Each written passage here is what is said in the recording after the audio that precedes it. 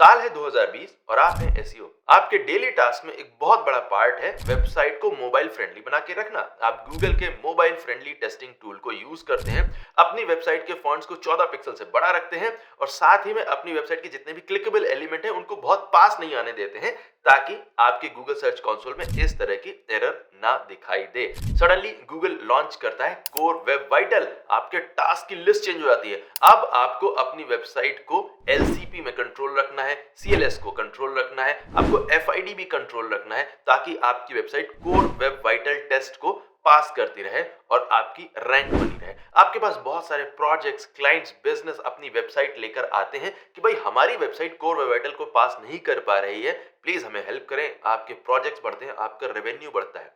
लेकिन ये था 2020। आते हैं 2026 में गूगल ने लॉन्च किया है वेब एमसीपी। ये वेब एमसीपी भी एसईओज के डेली टास्क की लिस्ट को चेंज करने वाला है, हमेशा के लिए बदल देगा। आप जिस तरह से एसईओ कर रहे हैं वो पूरा का पूरा पाइपलाइन ही चेंज हो जाएगा। लेकिन इससे आपके टास्क बढ़ेंगे, आपके प्रोजेक्ट्स बढ़ेंगे, आपका रेवेन्यू बढ़ेगा, आपके पास नए क्लाइंट्स आएंगे। तो आज के इस वीडियो में हम डिस्कस करने वाले हैं गूगल के वेब एमसीपी को। ये क्या है, इसके अंदर क्या चेंजेस होंगे, क्या स्कोप होगा और कैसे ये आपके लिए बेनिफिशियल रहेगा। Hello everyone, I am Amit Tiwari from tiwari.net और आज के इस वीडियो में हम गूगल के वेब एमसीपी अनाउंसमेंट को डिस्कस कर रहे हैं।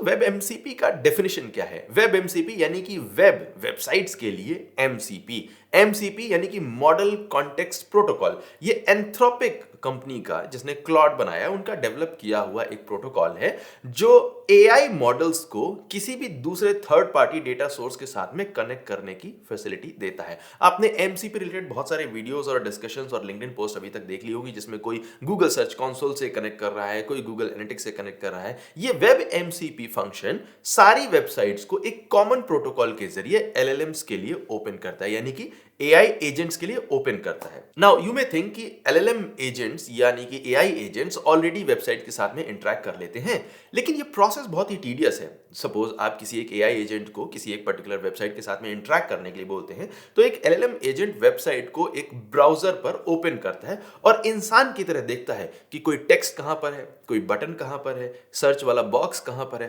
प्रोडक्ट कहां पर है, इसका प्राइस क्या है, यानी कि हर एक इंफॉर्मेशन को उसे खुद से ढूंढना पड़ता है। ये कुछ वैसा ही है जैसे कोई बुजुर्ग इंसान आंखें थोड़ी सी छोटी करके और दूर की चीज को देखने की कोशिश करता है।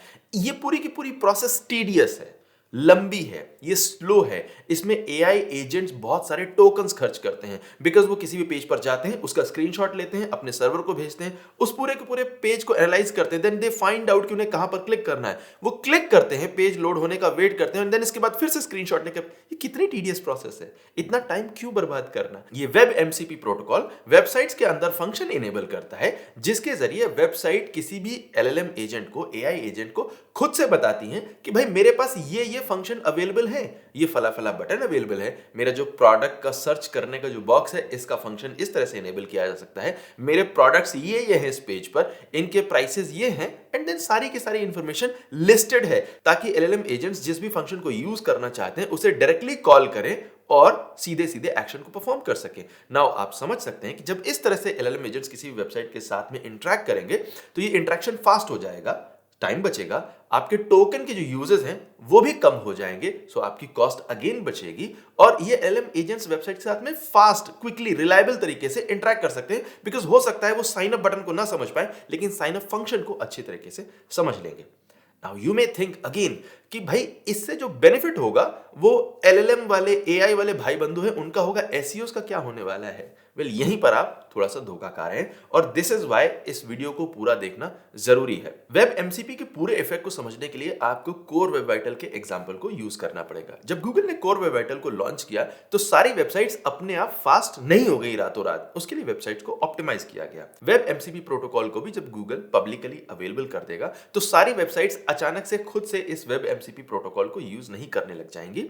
जितने भी प्लेटफॉर्म्स हैं, कस्टम कोडेड वेबसाइट्स हैं, इन सभी को वेब एमसीपी को अपनी वेबसाइट पर इनेबल करना पड़ेगा।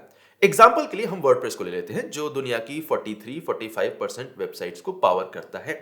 अचानक से वर्डप्रेस डिसाइड करता है कि हम इस वेब एमसीपी प्रोटोकॉल को यूज करेंगे। सो वो अपना एक वर्जन लॉन्च करते हैं जिसमें वेब एमसीपी को इनेबल किया गया है।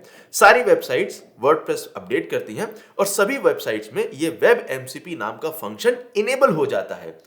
इसका मतलब ये नहीं है कि अब एआई एजेंट दुनिया की 43-45% वेबसाइट्स को नेटिवली यूज कर पाएगा, बिकॉज वर्डप्रेस वेबसाइट्स सिर्फ वर्डप्रेस को यूज नहीं करती है, उसमें ढेरों प्लगइन्स होते हैं, अलग अलग तरह की थीम्स होती हैं, अलग अलग तरह के बिल्डर्स होते हैं और ये सभी थीम्स, प्लगइन्स, बिल्डर्स इस वेबसाइट को एक्चुअली में बनाते हैं। लेकिन ये सारे के सारे थीम्स, प्लगइन्स, ये सभी वेब एमसीपी को रातों रात सपोर्ट करना नहीं शुरू कर देंगे, बिकॉज इस सपोर्टिंग फंक्शन को इनेबल करना पड़ेगा, इसके लिए ऑप्टिमाइज करना पड़ेगा। कोई वेबसाइट है जो किसी एक पर्टिकुलर थीम को यूज करती है जिसके अंदर वेब एमसीपी को इनेबल करना पॉसिबल ही नहीं है। मे बी ये थीम आउटडेटेड है, मे बी इस थीम डेवलपर ने अभी तक इस बारे में सोचा नहीं है, मे बी ये पूरी की पूरी प्रोसेस कॉम्प्लेक्स है जिसको मैनुअली करना जरूरी है और ये सारे के सारे टास्क हम एसईओस के पास आएंगे। जिस तरह से कोर वेब एडल को लॉन्च करने के बाद इवन दो वर्डप्रेस ने बहुत सारे ऑप्टिमाइजेशन किए ताकि वर्डप्रेस फास्ट हो जाए, लेकिन फिर भी हर वेबसाइट्स में मैनुअली जाकर एलसीपी, सीएलएस और आईएनपी के लिए उसे कॉन्स्टेंटली ऑप्टिमाइज करना पड़ता है। सो इन वेबसाइट्स में वेब एमसीपी को इनेबल करने के बाद भी बहुत सारे फंक्शंस के लिए वेबसाइट को कंटिन्यूअसली ऑप्टिमाइज करना पड़ेगा। जितनी बार भी वेबसाइट में कोई नया बटन ऐड किया जाएगा, किसी नए कंटेंट को ऐड किया जाएगा, कोई नया फॉर्म ऐड किया जाएगा, लैंडिंग पेज में कोई नया फंक्शन ऐड किया जाएगा, हम एसईओस को जाकर देखना पड़ेगा कि एमसीपी फंक्शंस एक्चुअली में इन सारे ऑप्शंस को देख पा रहे हैं। बिकॉज अगर किसी वेबसाइट में वेब एमसीपी सर्वर सारे फंक्शंस को, सारी इंफॉर्मेशन को, सर्च बॉक्सेस को, प्रोडक्ट के प्राइसेस को, इन सभी को अच्छे तरीके से रिफ्लेक्ट नहीं करता है, तो एआई एजेंट आपकी वेबसाइट के या आपके क्लाइंट की वेबसाइट के सारी इंफॉर्मेशन को समझ नहीं पाएगा और एआई एजेंट्स इस सारी की सारी इंफॉर्मेशन से इंटरैक्ट भी नहीं करेंगे और वो वेबसाइट इस एआई ट्रैफिक में लूज करती रहेगी। सो वेब एमसीपी के लिए ऑप्टिमाइज करना एसईओस की ड्यूटी का एक बड़ा टास्क होने जा रहा है। नाउ गूगल का ये जो वेब एमसीपी प्रोटोकॉल है, इसके दो पार्ट हैं। यहां पर एक्चुअली में दो एपीआईज हैं जो अलग अलग तरह के टास्क करेंगी। वेब एमसीपी प्रोटोकॉल के अंदर पहली जो एपीआई होगी वो डेकोरेटिव एपीआई होगी और दूसरी इंपेरेटिव एपीआई होगी। डेकोरेटिव एपीआई किसी भी वेबसाइट के नॉर्मल एचटीएमएल फंक्शंस को दिखा सकती हैं एआई एजेंट्स को। समथिंग लाइक साइन अप वाला बटन है या जो टेक्स्ट है या कहीं पर कोई फॉर्म है, उस फॉर्म को कैसे फिल करना, ये सारी की सारी इंफॉर्मेशन डेकोरेटिव एपीआई के अंदर आ जाती है। इंपेरेटिव एपीआई उन फंक्शंस को सपोर्ट करेगी जिसमें जावास्क्रिप्ट को एग्जीक्यूट करना है। सो फॉर एग्जांपल एक ई कॉमर्स वेबसाइट है जहां पर आप ब्लू या रेड कलर का प्रोडक्ट सर्च करते हैं, उसे सेलेक्ट करते हैं, या फिर आप किसी भी एक पर्टिकुलर प्रोडक्ट की क्वांटिटी को अपडेट कर रहे हैं, या फिर आप साइज को सेलेक्ट कर रहे हैं और उसके बेस पर प्रोडक्ट का जो प्राइस है या जो आपकी कार्ट का प्राइस है वो चेंज हो जाता है। अब ये जो फंक्शंस है ये जावास्क्रिप्ट को यूज करके हमेशा एग्जीक्यूट किए जाते हैं। जो कार्ट का अपडेट होना है ये जावास्क्रिप्ट फंक्शन होता है। सो इस तरह के डायनेमिक फंक्शंस को इनेबल करने के लिए वेबसाइट्स को इस इंपेरेटिव एपीआई को यूज करना पड़ेगा। सो इसका मतलब है कि जितनी भी ई कॉमर्स वेबसाइट्स होंगी या ऐसी डायनेमिक वेबसाइट जहां पर कोई ना कोई लाइव फंक्शनैलिटी यूज की जा रही है, यूजर के इंटरेक्शन के बेस पर वेबसाइट में कोई भी चेंज किया जा रहा है, वहां पर एसईओस का टास्क और भी ज्यादा बढ़ जाएगा। बिकॉज उन्हें सिर्फ वन टाइम ऑप्टिमाइजेशन नहीं करना है, डेकोरेटिव एपीआई को आपने इनेबल किया और आपका काम हो गया, नहीं, आपको कॉन्स्टेंटली देखना पड़ेगा कि आपकी वेबसाइट के सारे ऑप्शन, फंक्शन इस इंपेरेटिव एपीआई को यूज करके इंफॉर्मेशन को एक्चुअली में अपडेट कर पा रहे हैं। दुनिया में करोड़ों वेबसाइट्स हैं और इन करोड़ों वेबसाइट्स को अगर एआई एजेंट के लिए अपने आप को ओपन रखना है, उस ट्रैफिक को भी यूज करना है, तो उन्हें इस वेब एमसीपी के लिए अपनी वेबसाइट्स को ऑप्टिमाइज करना पड़ेगा।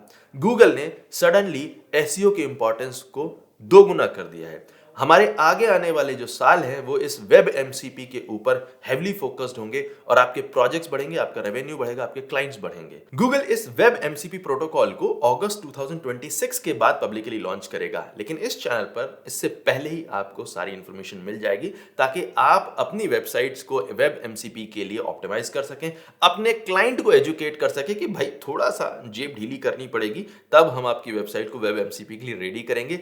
आप अपने स्टाफ को भी पहले से प्रिपेयर कर पाएंगे और अपनी सेल्स टीम को भी प्रिपेयर कर पाएंगे कि भाई आगे जाकर दुनिया में बात फैलाओ और नए प्रोजेक्ट्स लेकर आओ वेब एमसीपी ऑप्टिमाइजेशन के ऊपर।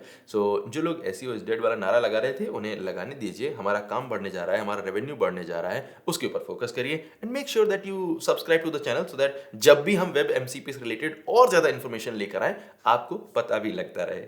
मिलते हैं अगले वीडियो में किसी नए टिप, ट्रिक या फिर नई अपडेट के साथ में। तब तक के लिए keep learning, keep practising and keep attending all of the classes. My name is Amit Tiwari for amittiwari.net and I will see you next time. Take care.